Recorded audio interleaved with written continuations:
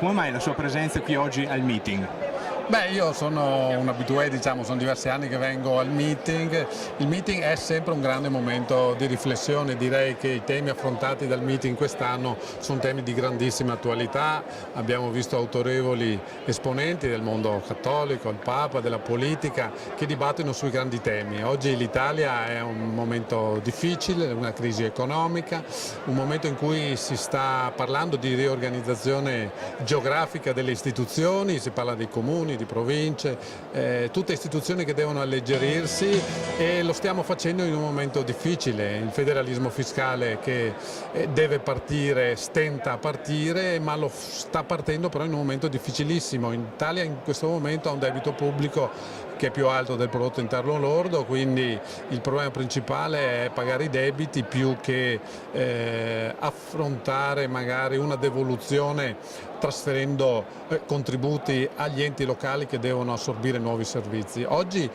penso che l'Italia debba affrontare questi temi tenendo conto che il federalismo è un'opportunità anche in un momento difficile. Non è un tema da rinviare, ma forse è un tema da accelerare proprio in un momento come questo.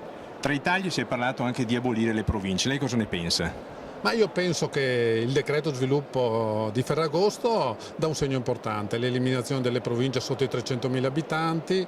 Le province sono istituzioni comunque presenti sul territorio e che erogano servizi, ricordo le strade, le scuole superiori, quindi noi non dobbiamo pensare che i servizi siano inutili, dobbiamo pensare che i medesimi servizi erogati da questi enti possono essere gestiti in maniera più sinergica e razionale da enti non troppo piccoli, da enti di dimensioni opportune, e quindi va bene accorpare le province, anche eliminarle in alcuni casi, come accorpare o eliminare determinati comuni di piccole dimensioni, però dobbiamo garantire che i servizi che i cittadini ricevono siano gli stessi e possibilmente di maggior qualità, perché con un'istituzione razionalizzata meglio, organizzata meglio, i servizi devono aumentare di qualità.